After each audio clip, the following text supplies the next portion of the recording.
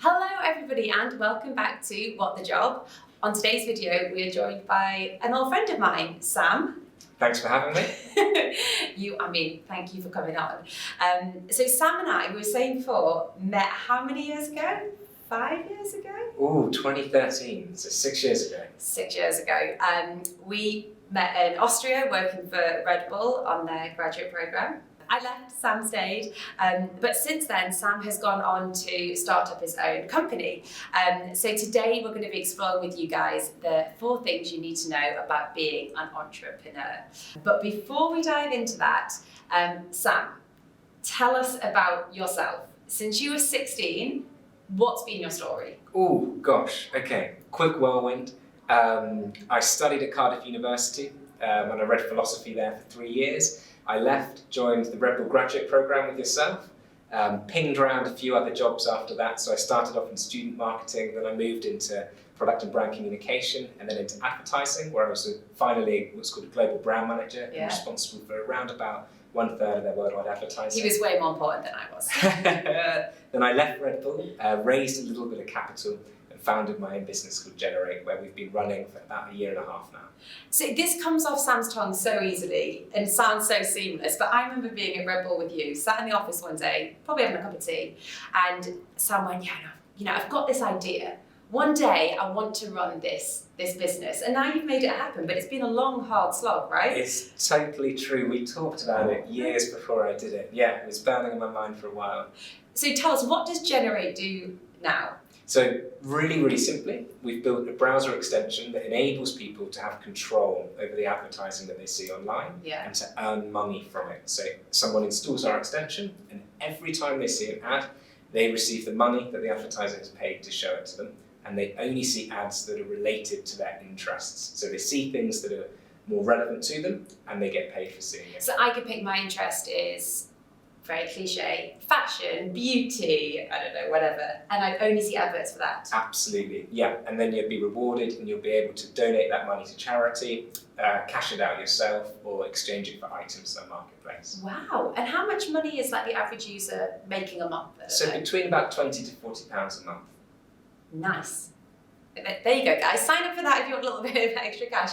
But this is, when we spoke about this idea X amount of years ago, it wasn't fully formed like this, right? I guess there's been so many iterations for you to get there. Absolutely, yeah. It starts off as just like you said, as a flaky concept, and then as you build it out and you think about it more and more over time, you start to shape it up. And then as you build a team and you start to get serious, it gets bigger and bigger and starts to take its own momentum. Amazing. Okay, so let's dive into the 4 things that you need to know if you want to be an entrepreneur like Sam. Okay, so tip number 1, you said focus on your strengths. Correct, absolutely. I think what you're taught at school and at university is that you should always get better at the things that you're weak at. So identify if you're not very good at maths, you should try and spend all of your time on maths, getting better and better and better. If you're not very good at English, you should spend more time on English, making sure that your sentences are better and you're getting stronger. Actually, I believe the opposite is true. You should double down on what you're good at, and you should completely forget your weaknesses. It's a little bit of a different way of doing it, but if you're able to do that, you've got a shot at becoming the best in the world at what you're good at. And you can always find other people to strengthen the areas where you're weaker. I completely agree, because the minute I let go of the fact that I'm so rubbish at maths, I started to focus on things I'm just way better at, and I got better results from it. I completely agree. And so what were your weaknesses then at uni? What were you bad at? So if I look now, for example, so anything to do with accounting, God, I find it boring. I don't particularly want to spend my time or effort on it. So we obviously pull in accountants who do that work for us. That frees up my time to look at marketing. And because I enjoy marketing and because I'm slightly good at marketing, that means that you get better and better and better and improve faster and faster and faster. Because I guess you also, a strength for you is this entrepreneurial spirit, right? Like you've always done slightly entrepreneurial things throughout your kind of life. So did you know that was a strength? Like being an entrepreneur, like not knowing an outcome of something or trying something? Did you like always enjoy that? I think I've always wanted to do my own thing, and Yeah. I've always enjoyed winning other people over, convincing them of ideas or of concepts. So I think being an entrepreneur really, in a lot of circumstances, is about conveying ideas very clearly, whether that's to a tech team that will build it, whether that's to investors that will put money in, or whether that's to users who will install it. So in that sense, I've always felt a little fire burning and some passion towards doing my own thing. But you know what I would say to that? I remember, and I'm really reminiscing now, remember we did a presentation training at Red Bull in that room by the lake? Yeah, you remember? yeah. Do you, I don't know if you remember, do you remember I was so nervous at presenting?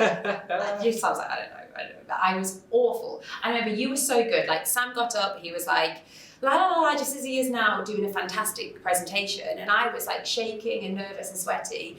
And I remember you saying to me, I mean, it doesn't matter, like, get over yourself. Like, you can talk like a normal person, just now do it on the... Your memory's formidable. A strength, guys. Yeah, but so what I'd say about knowing your strengths is that I think sometimes it comes more naturally. Like, that came very naturally to you knowing what your strength is. For me, I think it took a little bit, like, longer to figure it out. So, I don't know, I think at the beginning, it's about tasting lots of different stuff to figure out what your strength is. Totally agree with you, yeah. Okay, tip number 2, action always wins. Absolutely. So I think that when it comes to doing your own thing, or when it comes to working in a company, a lot of people always talk the talk. It's very easy to talk a big game, but very few people actually do it. And I think it's so important just to do it, whatever it may be. And by taking action and by moving forward, you immediately stand out among others around you if you're in a corporate environment, or if you're on your own, you actually start to build something and start to move forward. So I would definitely say action always wins. But how did you, so you're working at Red Bull, did you manage to take some actions like on the side before you left Red Bull to bring that kind of idea more to life before? Absolutely, yeah, You totally. did? So of course, you work as hard as you can during the daytime, Yeah. you come home in the evening, and you just start moving. You start thinking about what are the steps that I can take to bring this closer to reality. Whether that is mocking up a website, whether that's creating some wireframes, whether that's doing an ad campaign which just lands on collecting people's emails, it doesn't matter. You've just got to start and start moving. Was it scary to do that? Oh, I find it super exciting. There's usually like a fire burning in you, and as you do more and more, you either become more passionate, which is a great sign that you should go all in, or you start to realise, oh, I'm doing something wrong, at which point you obviously back away. So I think by moving forward, you only learn more and you only gain. Okay, so tip number 3 is positivity, which sounds so cliche coming from an entrepreneur. It does, doesn't it? But you know what? What I really believe is the only thing that you really have control over is how you react to things. And it does sound like a complete cliche, but to have any chance of succeeding, I think you need to be so positive, because you will always have challenges and you will always have issues, and it's how you respond to them that dictate whether you'll succeed or not. So for example, if you're hit by a bomb at work, it doesn't matter, you keep pushing forward. If your investors drop out, it doesn't matter, you hear their concerns, you find new investors. If your product is getting terrible feedback from people, wow, let's find out what that is, let's iterate on it, let's push forward again. You've got to be positive, you've got to be proactive, and that's the way to move forward. And how do you keep that positive relationship with your mind? Because I imagine when you're trying to sleep at night and you're thinking, this is going wrong, that's going wrong, oh my goodness, Kate, obviously Sam keeps a positive spin on things, but that relationship with your mind must be really hard. I think it's a really, really good question. I think it can be very hard at times and it can be very taxing. But there's always areas where you can draw strength and you can draw positivity from.